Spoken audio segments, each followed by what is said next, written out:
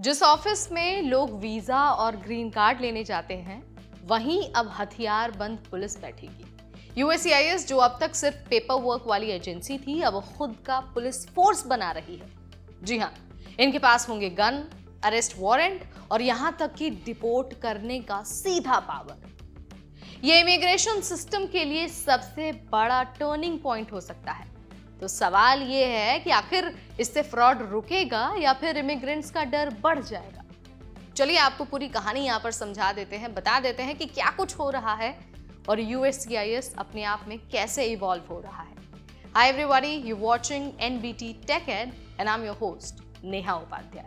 तो भाई पहले क्या होता था कि जो यूएससीआईएस है वो एप्लीकेशन लेता था, वीजा, ग्रीन कार्ड और सिटीजनशिप की जितनी एप्लीकेशंस होती थी वो सब यूएससीआईएस के पास जाती थी और अगर फ्रॉड दिखा तो केस आईस को यूएससीआईएस ट्रांसफर कर देता था। लेकिन अब जो खेल है ना वो पूरी तरह से बदल गया है।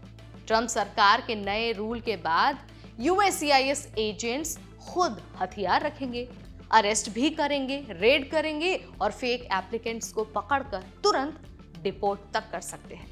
मतलब अब एप्लीकेंट्स को यूएससीआईएस ऑफिस सिर्फ पेपर वर्क के लिए सेफ जगह नहीं लगेगी, अब वही अरेस्ट का स्पॉट भी बन सकता है। अब देखिए, शुरुआत में करीब 200 स्पेशल एजेंट्स भर्ती होंगे। ये पूरे यूएस में इमिग्रेशन ऑफिसेज में बैठेंगे।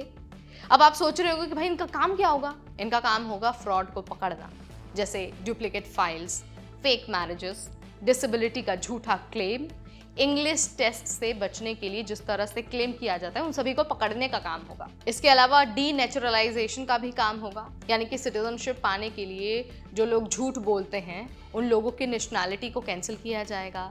इसके अलावा एप्लीकेंट्स के घर और मोहल्ले तक जाकर इंक्वायरी भी की जाएगी और बैकग्राउंड चेक में ये भी देखा जाएगा कि कहीं एप्लीकेंट एंटी अमेरिकन व्यूज तो नहीं रखता है।